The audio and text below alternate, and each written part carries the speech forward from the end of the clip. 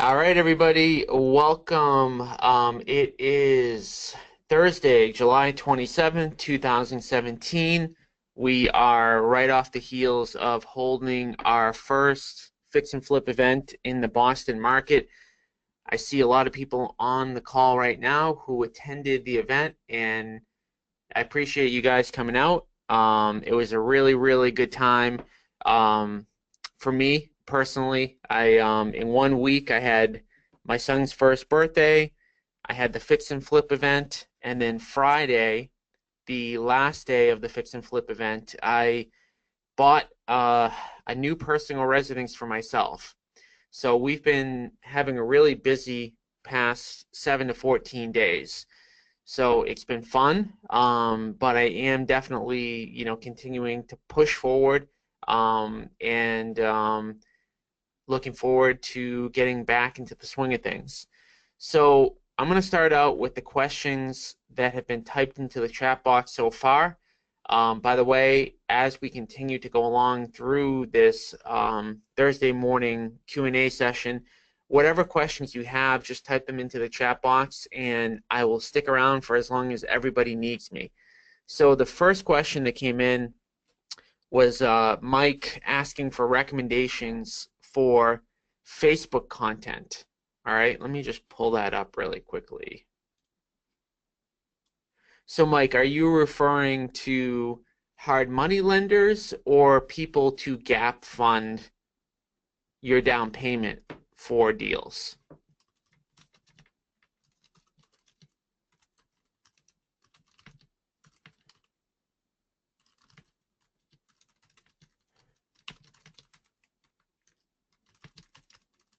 All right, so Mike, this is your question up here. All right, so he's looking for gap funding. All right, so for those of you who are not familiar with what gap funding is essentially raising capital for your down payment. Okay, so in a lot of cases, a hard money lender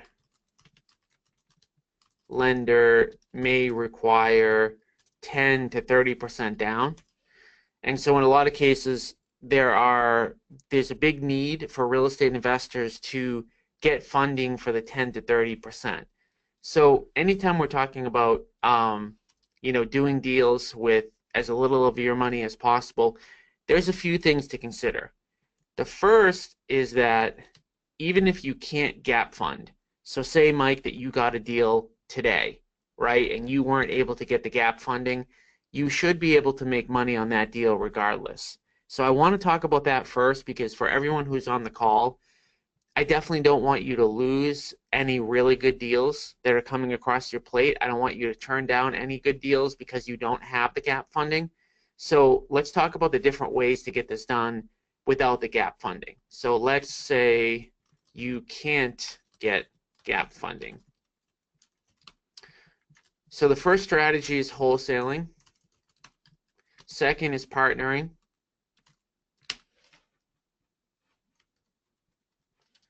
And wholesaling, again, I know there's a bunch of people on the line that have already done a bunch of wholesale deals and may already understand the concept, but wholesaling is simply selling the contract to somebody else.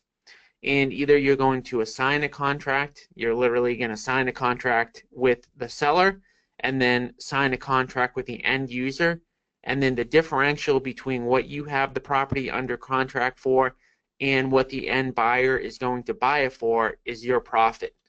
So let's say you have a contract under agreement for $200K and you sell it to another investor for $220K, you're going to make the $20,000 differential. So that's strategy number one if you can't gap fund. The second way to do it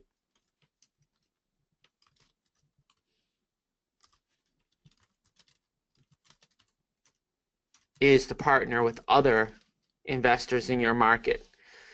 So right now, Mike, you are in a super competitive market where it's really, really tough to find deals. And it would be very, very easy for you to find a partner in your market that would be willing to cut you into the transaction. Okay? So somebody in your market for sure would be willing to do some sort of profit share with you if you brought them a good enough deal. And so there's a bunch of different strategies in order to find a good partner to partner with in your market. But that's the second thing that you might want to think about doing. And then the third thing is using hard money lenders that provide 100% down financing. And so I've got a guy right now that I'm working with over in Maine that actually found one in his state. They're everywhere. They're pretty much in every state. You just have to look hard enough. And I'm actually have somebody that I'm working with in this program that works with a national lender that he is telling me may lend 100% down on any project, you know, given that it has a good enough loan to value. So as soon as I determine whether or not that is possible, whether that's the real deal, I'm going to roll that out to everybody. So those are the three strategies that I would think about if you can't gap fund. Now, gap funding, you know, basically raising private money, is something that doesn't happen overnight. So there's a bunch of different ways that you can do that. So the first is utilize all of your own resources. Okay, so this includes credit cards, lines of credit on your personal residence, rental property,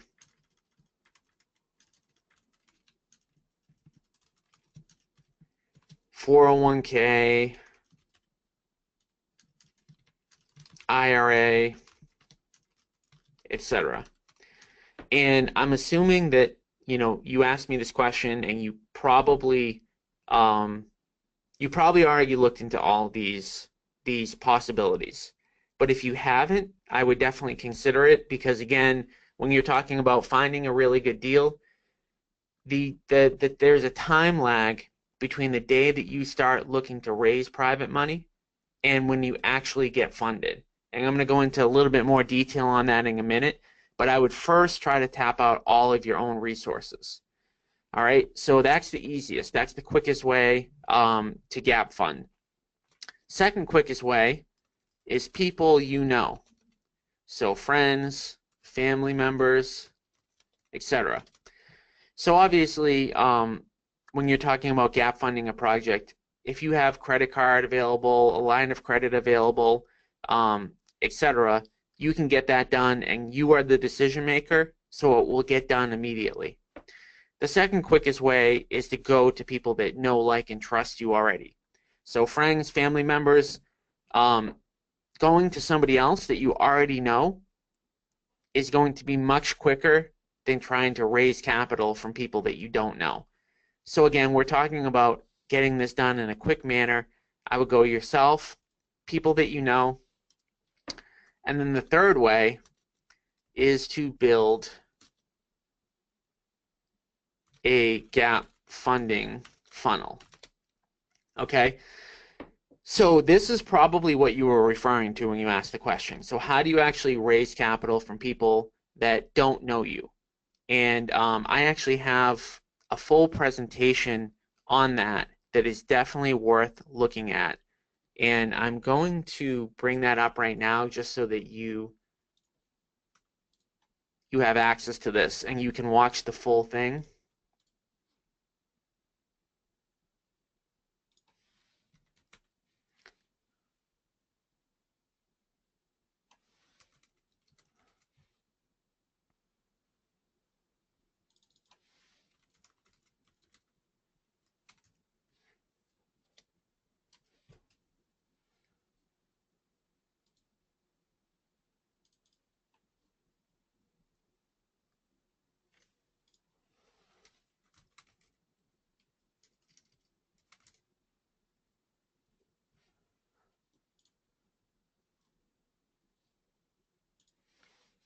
All right, so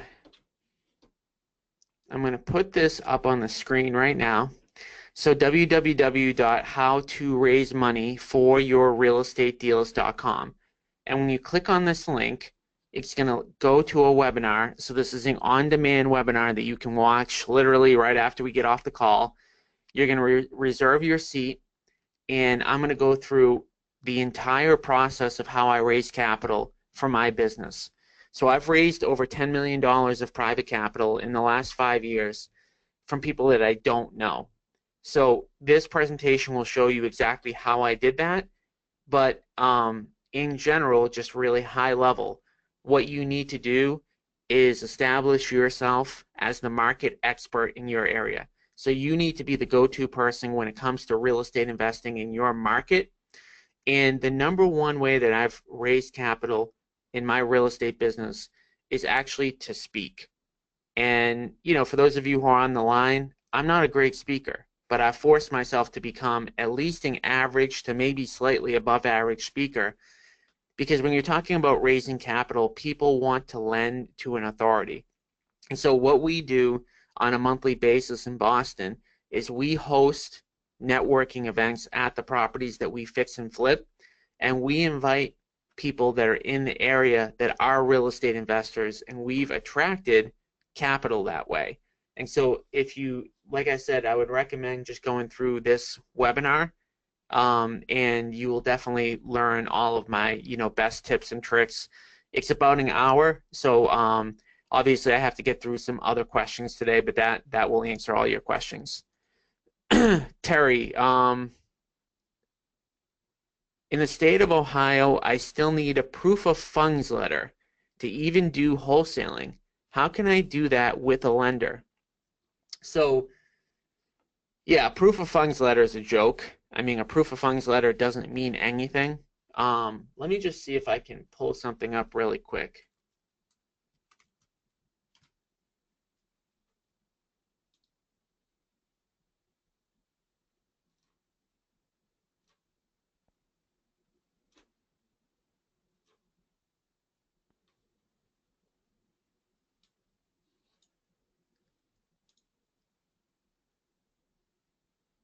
Yeah, so if you go to www.oceancitydocuments.com, click on proof of funds, there you go. You got a proof of funds. You can use my proof of funds.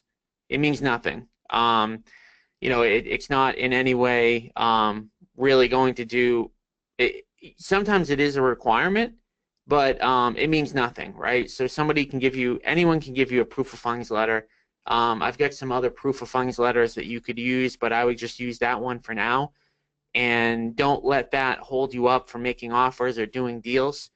The one question I do have for you, Terry, though, is you're saying in the state of Ohio, I still need a proof of funds letter. This sounds like a question to me that you're trying to bid on properties that are listed. Because if you're going straight direct to the homeowner, I've never, I mean, I don't want to say never, but maybe I've been asked 1 or 2 times over the, you know, 700 or 800 or 900 properties that we've bought for a proof of funds letter from a seller. So are you buying your properties direct from a seller, or are you trying to buy them online? Because if you're trying to buy them online, having a proof of funds letter is not going to help you, because you're not going to be able to get good deals online anyways.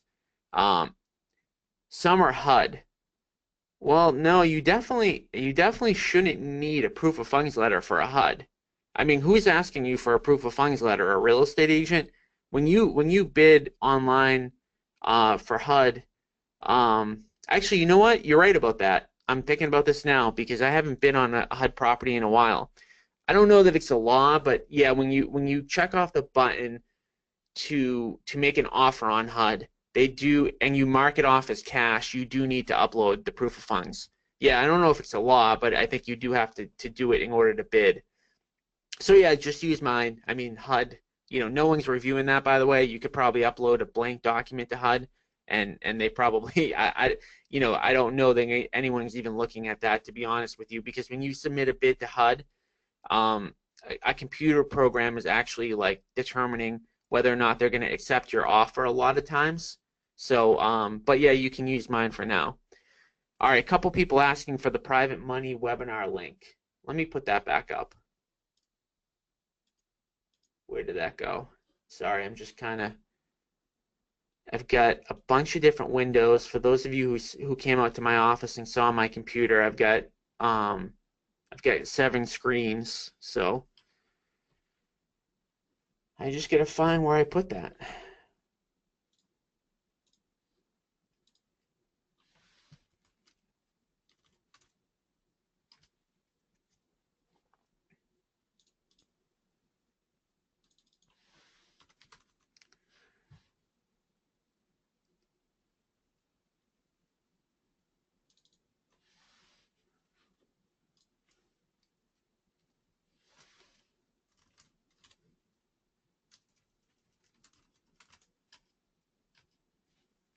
And I'm sorry, I'll leave that up on the screen for a couple more minutes. All right, so this is the URL here.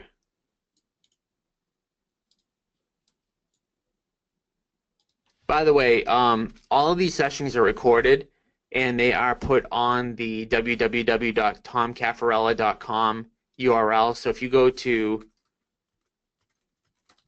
and you want, say that you were on this call and you missed something or you heard the URL but you didn't write it down, all of the sessions are actually up there and they're also time-stamped. So I think most of you know about this, but I think it bears repeating. So if you go to tomcafarella.com, weekly, let's see, Q&A sessions, you will see all the Q&A sessions that are up here, and you can rewatch them at any time, and then they're time-stamped. So for example, like we just talked a lot about raising private capital, like it would show, during the first, 10 minutes that that's what we were talking about, so that you know where in the video to go. And the same thing, if you want to go back in time, these are all timestamped going back. So you'll be able to see like what specific topics that you might want to learn about, and you can skip the ones that you don't have any interest on. So here's the link again. Jewel also, does the seller have to know what we are selling the property for to another buyer for a wholesale deal? No, they absolutely do not have to know that. As long as you're able to get them their money, they do not have to know what you're going to resell it for. Having said that, there's always, when you're wholesaling a deal, if a seller, if a seller feels like, you tricked them in any way, they could get frustrated. But legally speaking, once you put their property under contract, you control their house, right? So the buyer is always in the driver's seat once they get the property locked up, to be able to wholesale that deal or to close on that deal yourself. Another question, when wholesaling, what kind of time frame do we put in the purchase contract?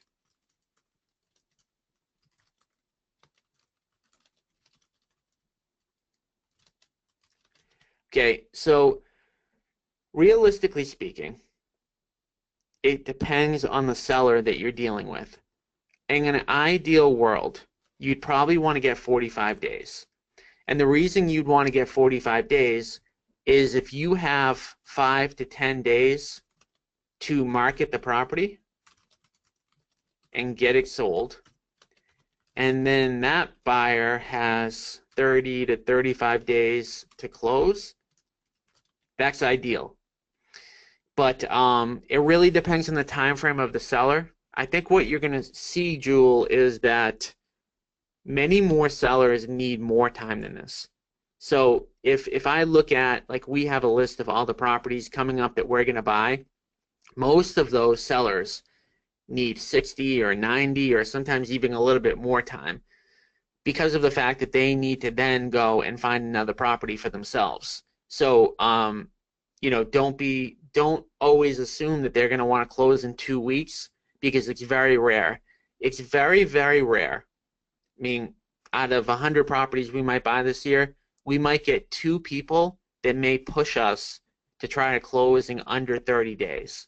But usually we don't even get requests for 30 days. We'll go out there saying we can close in 30 days, and the usual response is, well, can you give me a little bit more time? So that's very common. I would definitely, another question, do we include inspection contingencies in our contracts? No, that's a big no. Because as a buyer, as somebody who's an investor or wholesaler, the only risk that we have is losing our deposit. So if we put a property under contract and we put up, say, $200 for the deposit, that is our risk. And not that we want to ever back out of any properties, but we do sometimes have to. I send the way that I do it in Boston is that my agents go out and meet with sellers one-on-one, and they make the offers for me. So 1 out of every 20 properties that we put under contract, we have to back out of because something big was missed. So you never want to put any sort of contingency in your contract, because the benefit of selling directly to an investor is the fact that there are no contingencies. So it's important to understand the only reason contingencies exist is so that we can get our deposit back in a worst case scenario. So I know for the people that are on the line that are real estate agents, the biggest risk for a traditional buyer is once they get past the purchase and sale state, they might put down 5% earnest money deposit. And because they have 5% of, say, $500,000 or $25,000 on the line, they don't want to lose that money, which is why a traditional buyer will make sure that they put a mortgage contingency in there, an inspection contingency, and there's all other contingencies in there as well for a traditional buyer. But that's all. The only reason that the contingencies exist is because of this. All right, so another question based on that, is $200 a good deposit amount? The answer is it's a good deposit. It's a good deposit amount for the investor. Most very, very motivated sellers are not going to even talk about the deposit, because it's not something that that's not their interest. Their interest is not getting a deposit. Their interest is in selling the property. So when it comes to a deposit, for those of you who met Walter out of my office, he's binding contracts for us for $50. And I actually told him, I said, give them more than $50. I mean, $50 seems like a joke. And, he said to me, why would I? I mean, what's the purpose? Like if I can get them to take $50, why would I give more? And it's true, right? So, it doesn't matter whether it's $10 or $50, you can give $1 and bind a contract. So the reason I give usually $200 is because it's a small enough amount that I don't care if I lose it. Like out of the 1 out of 20 properties I have to back out of, if I lose $200, I don't care. And it's a big enough amount, not that it's huge, but it's a big enough amount so that it doesn't seem like a joke. Like I feel like $50 is kind of a joke, but I mean, he's done it for every single one of the deals that he's done for me. So it is what it is. Will we give more if we have to? Yes. So if it's a good deal and we need to give $1,000 or $2,000, we will give more. But more often than not, most of the time, the seller's not asking for it.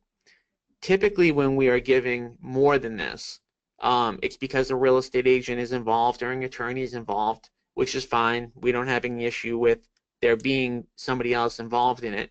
But we're typically binding them for a couple $100. All right, so whatever questions other people have, continue to type them in. I'm going to go into the actual Facebook group to see what we have access to. So Brian had asked a question, how does everyone get access to the training and tools that we have? Obviously, if you're working with me directly already, that's very easy. On day one, you get a login to our university portal. So, but for somebody like Brian who's not currently working with me, all he needs to do is just get on the email list, and you'll get on my email list by signing up for my webinar. So if you go to www.realestateinvestingiseasy.com and then you reserve your seat and you put your name and your email in, you'll get a bunch of free training. It won't be the same level or same quality or as in depth as the people that are working with me, but if you want to do some stuff for free, you can definitely jump in there.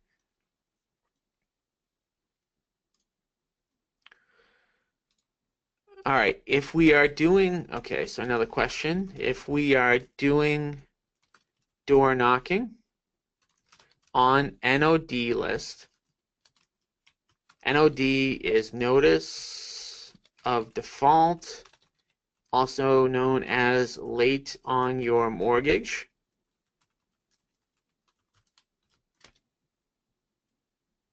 And they have an auction date.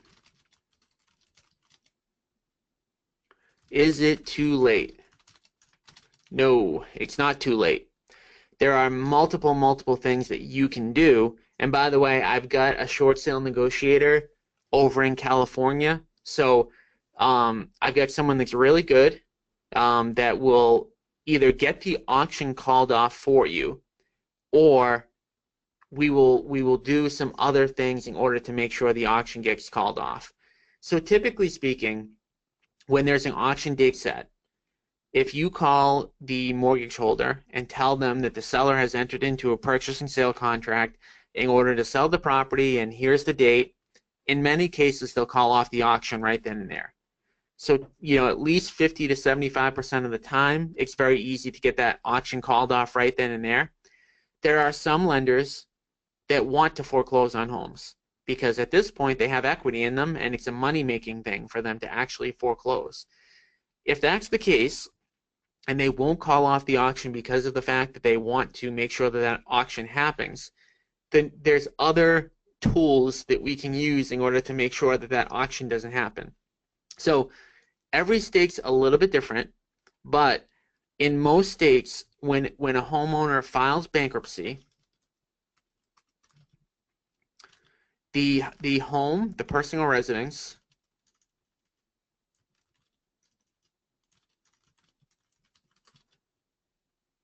is included in the bankruptcy proceedings and cannot be foreclosed on immediately. So just to file, and again, this is a little bit different state to state, but again, this is how it works in most states. The second that you file the petition, you don't have to even go through with the bankruptcy. The moment that you file the petition to file the bankruptcy, a lot of times the auction will get called off. So the bottom line here is, do not stop marketing to people who have an auction date because it's not too late.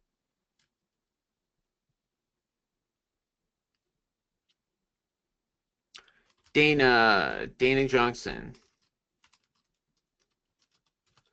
All right, what is the initial financial investment to start working with us?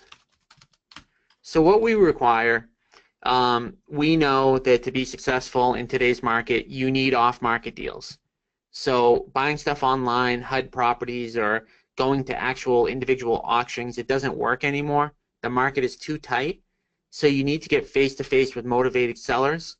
So in order to work with us, you need to have a big enough marketing budget in your market. So every market's a little bit different. In some markets, we can generate leads for a little bit less. Some markets, we need a little bit more money. But the standard for us is we want to have at least $7,000 in any one individual market, because we found that that's about enough that you need to get you enough leads to do deals. So it's really just having a marketing budget in your market. And we will help allocate that. We'll get you face-to-face with sellers, and we'll generate motivated seller leads for you. All right, so follow up on the auction stuff. If the auction date has passed, is it too late? Just depends on whether or not the auction actually happened. So it will be common, what you'll see if you start working with a lot of short sale properties or people that are behind on their mortgage, is there may be an auction date of July 31st, and that will be listed online. But then on August 5th, you'll check, and that auction never happened. So auctions get canceled all the time. It's a matter of whether or not the auction happened and whether or not the property got sold. If the auction did happen and the property got sold, there's no way to get it back at that point because it legally is going to be sold to somebody else. So at that point, it's too late. But if the auction date is there and it hasn't happened yet, then you can definitely still work that file.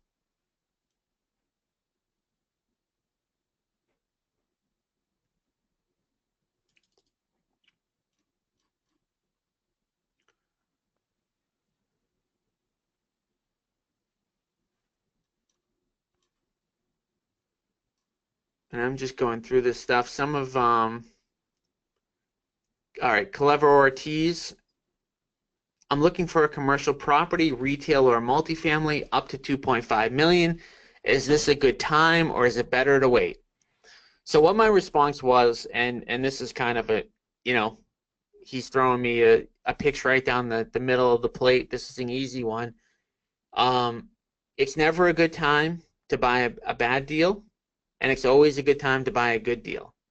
So if you're talking about just in general, like if he's talking about, is this a good time to close your eyes, throw a dart at the wall and buy anything that you see? No, it's a terrible time. It's a terrible time to pay fair market value on a property because of the fact that we're nearing the end of this bull market. So we're nearing the end of the price increases in this market cycle. Vice versa, going back to 2009, 2010, 2011, you could throw a dart against the wall in any market pretty much across the United States, but pay fair market value, and you are still theoretically getting a good deal. But the other thing to consider here, and I'm assuming that based on the fact that it's a commercial deal up to 2.5 million, I'm assuming he's thinking of a long-term buy and hold strategy. But if he's talking about fixing and flipping in every market is good as long as you get a discount off of the retail price. So it doesn't matter what market you're in because of the fact that you need to buy at a discount to what fair market value is at that given point in time. So in a down market, it's going to be a little bit easier to get a discount, but then it's going to be harder to sell. And in an up market, it's going to be harder to get the discount, but easier to sell. On the long-term buy and hold piece of it, typically speaking, it becomes a lot harder in a market like this to get a really good deal. But if you for a long-term buy and hold, but if you do get a really good deal for a long time buy and hold, then I would definitely buy it. And we are still accumulating rental units as of right now. We're still picking up rental units, every month. But we are much more cautious today about the rental units that we pick up just because of the fact that there are less good deals out there. So,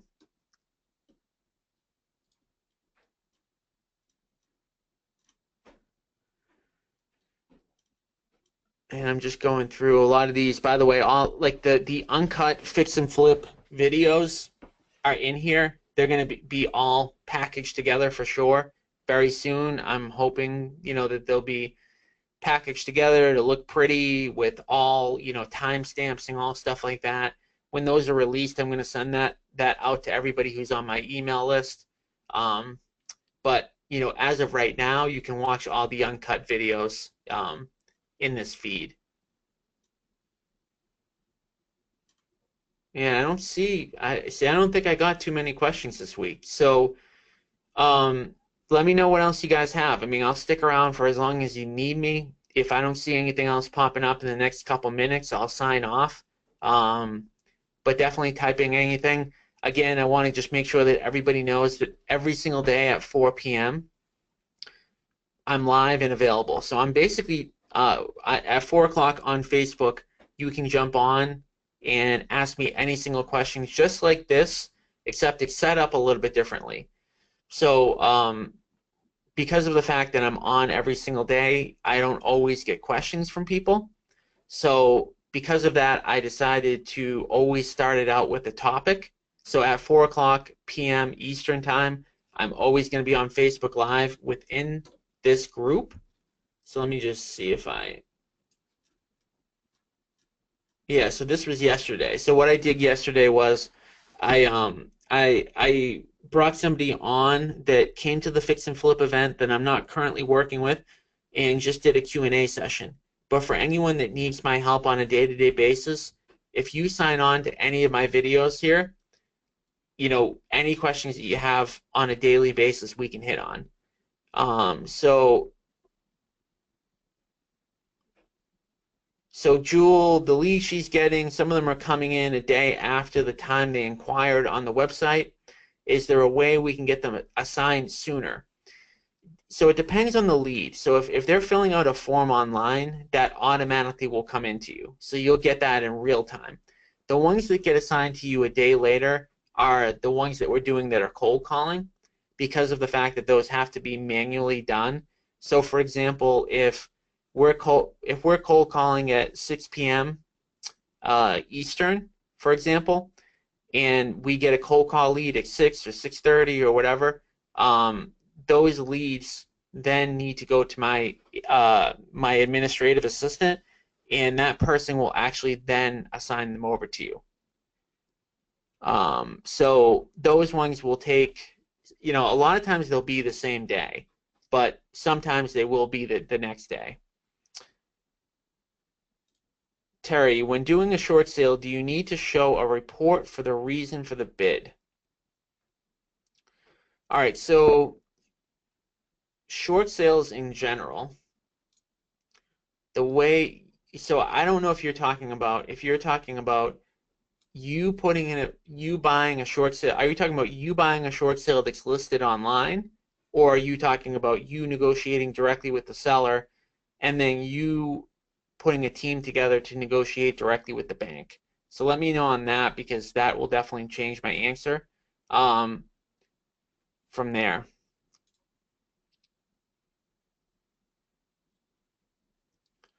Yeah, so Terry, if you're going, let's say that you're targeting notice of defaults. You're targeting people that are behind on their mortgage. You will go out, you meet with them, you sign a purchase and sale contract.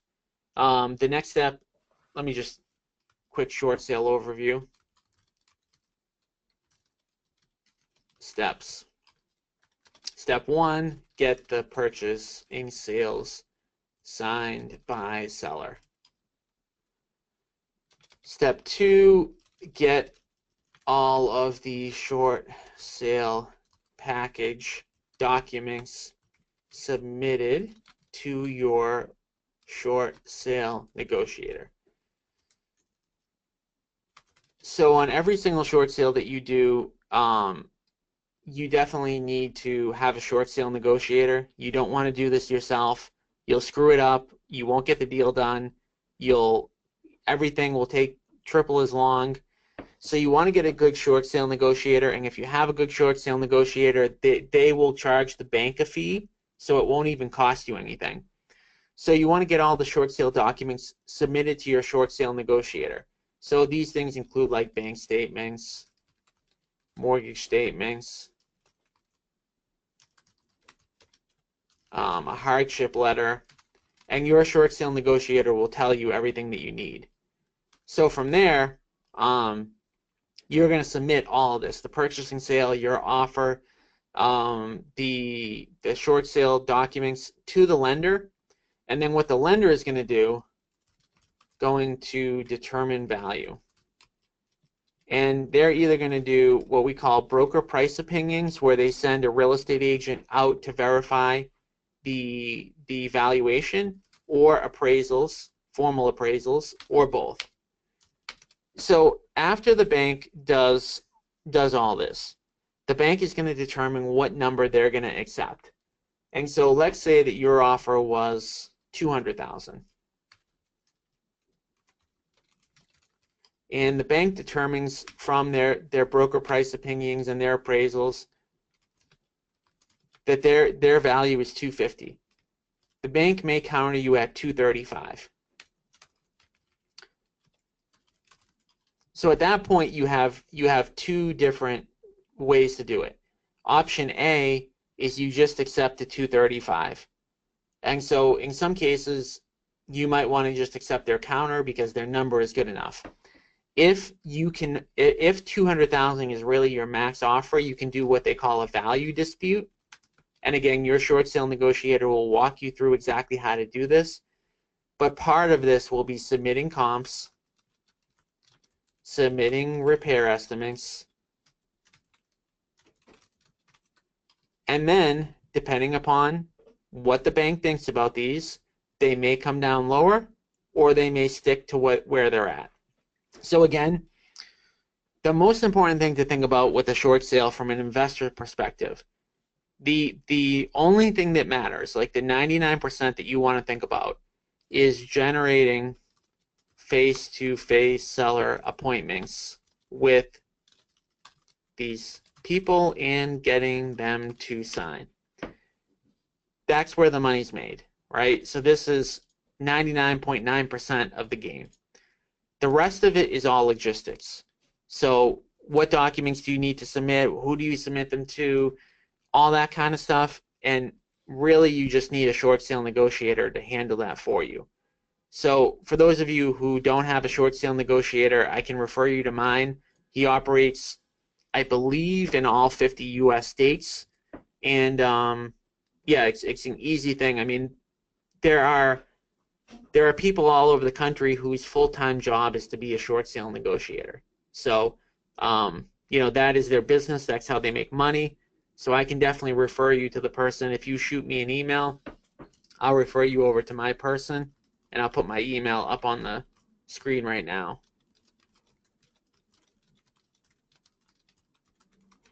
But don't come to him without a deal. So you don't need to know anything else. You don't need to know anything else about short sales other than how to market to get appointments and how to close them face to face. So you don't need to really know anything else about short sales. But let me just see if I can pull something up for you just so I can help you a little bit more.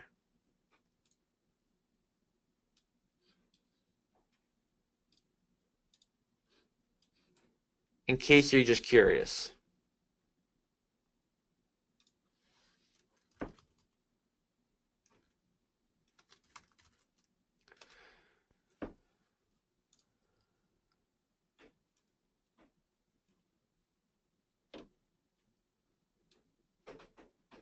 Because what was happening was a lot of my real estate agents were, yeah, they were having a lot of issues with knowing what to do. And so my short sale negotiator was getting a little frustrated because I'd have a million different people submitting short sales to her. So what she ended up doing was creating this video for me that she also put on YouTube. So if you just look at this URL here, and I'll put this URL up on the screen, this is specific to Massachusetts. And I don't think, this is my Massachusetts short sale negotiator. I don't think she takes people on in other markets, but I have somebody else that does them nationally. But her name is Marianne. She shot this video, and it basically walks you through the entire short sale process. So if you do want to get more familiar with it, then I definitely would take a look at it, because she did this just so that people who don't know anything about short sales can get a short sale done with her and for her to make her life easier. So if you just look at this URL here, go to that. All right, what else? What else? I'll stay on for as long as you guys need me. I don't see anything else coming in. I'll leave everything else open for another minute unless I see more questions coming in. But, oh, wait, I missed one. Okay. What's a good script to say to somebody when meeting them from an NOD list? The script to use for everybody, It doesn't matter what their situation is. Probate, short sale, equity, out of state owner, whatever. Referral that you get. Hi, this is Tom. I'm looking to buy properties in your neighborhood. Would you consider an offer? That's it. And again, I'm just talking off the cuff right now, but that's really all you want to say. What you don't want to do on a notice of default is say, hi, my name's Tom. I just saw online that you're 90 days behind on your mortgage, right? You definitely don't want to allude to the fact that they're behind on their mortgage, because number one, people are embarrassed about that. Number two, they're going to be wary, how did you get my contact information? It's just going to lead down the wrong path.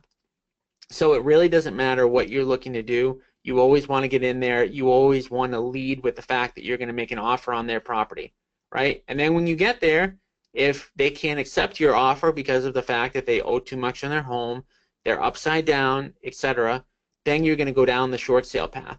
By the way, there are a ton of notice of defaults that aren't short sales. So just because somebody's behind on their mortgage doesn't mean that they don't have equity. So you really don't even want to start talking about a short sale until you know it's definitely a short sale situation. Terry, can you put back up how to get a hold of your short sale negotiator? So what I said was, if you contact me directly here, send me an email, and I will send you over his contact info. So that's the best way. I don't have his information up in front of me right now. The other video is for the person who does my short sale negotiations in Mass, but I'm 99% sure she won't do anything outside of Mass. She is definitely slammed. Jewel, okay, good question. Let's see what this question is.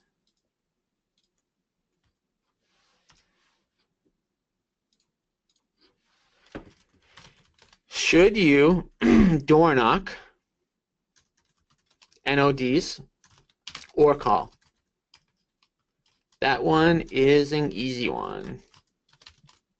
The answer is calling for multiple reasons. You know, when you get face to face with somebody, it's a lot better, right? So if you were to say to me, I can get face to face with 100 people, or get 100 people on the phone, I'd say, yeah, get 100 people face to face. The problem with door knocking is that what you're going to see is most people aren't going to be home. And in addition, if you actually pull up, like in your market where all the NODs are, you're going to spend more time driving than you are talking to people. So what will end up happening is, in an 8-hour day, you might talk to 10 people, right? And out of those 10 people, maybe you've got a couple people who are potentials, and the other 8 are going to say, you know, get out of my face. And this is the problem with door knocking.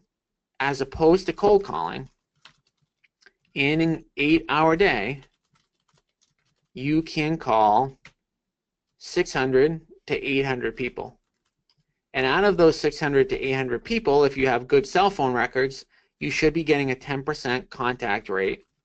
So you should be talking to somewhere between 60 and 80 people in an 8-hour day. As you can see, you're literally multiplying your efforts by 6 to 8 times, 10 versus 60. Now, of course, the phone is a little bit worse than face-to-face, but the goal is, when you make those calls, to get the face-to-faces. So how do you get cell phone records? Okay. There's 2 options. Number 1, you buy Cole Realty Resource. This is the cheaper option. So this is, I want to say, for their cell phone record package, it's $2,000 for the year. Second option, more expensive. You submit them to me, I submit them to my person who runs the best records, and you get them at 15 cents a record. Depending on how many records you pull, this might actually be cheaper. For us, it's more expensive because we're running like, 400,000 to 500,000 a year. But the records themselves are much, much better than Cole Realty Resource. So those are the only two ways to get really good cell phone records: Cole Realty Resource, and just submitting them to us and getting them for 15 cents a record. So those are the two best. These records are better. Cole Realty is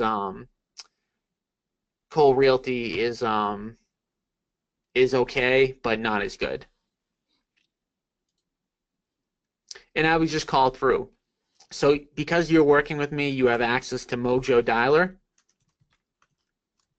the 3-line dialer. And the people in my company, the agents that I'm working with, for every 2 to 3 hours that they are on the dialer, they're booking appointments.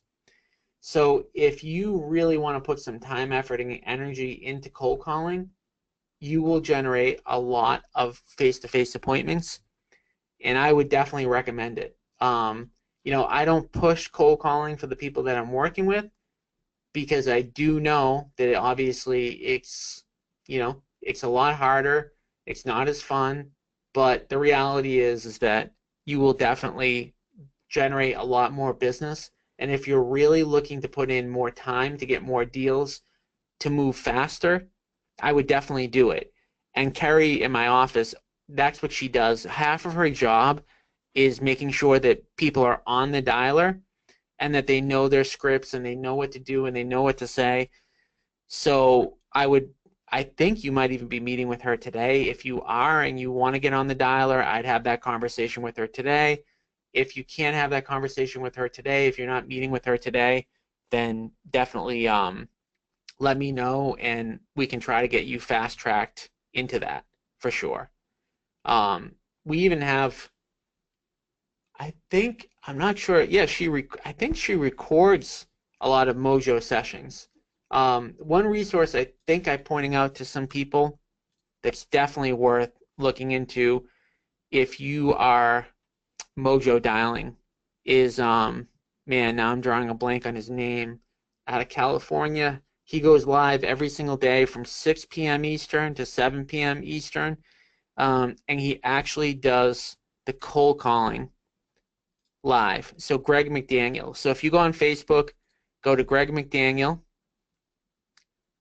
right here. So live outbound calls. And he is on the dialer going live, and you can actually hear the conversations that he's having.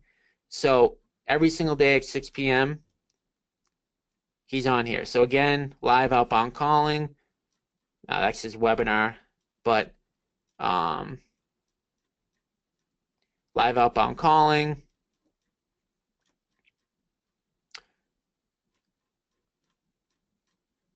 I guess I don't need to really keep scrolling down this, but yeah, every single day he's doing his live outbound calling, and you can literally listen to him at 6 o'clock p.m. So I think it's really worthwhile if you've never done dialing before. It'll definitely kind of take the pressure off of what you're doing. So what else? Anything else before we wrap up?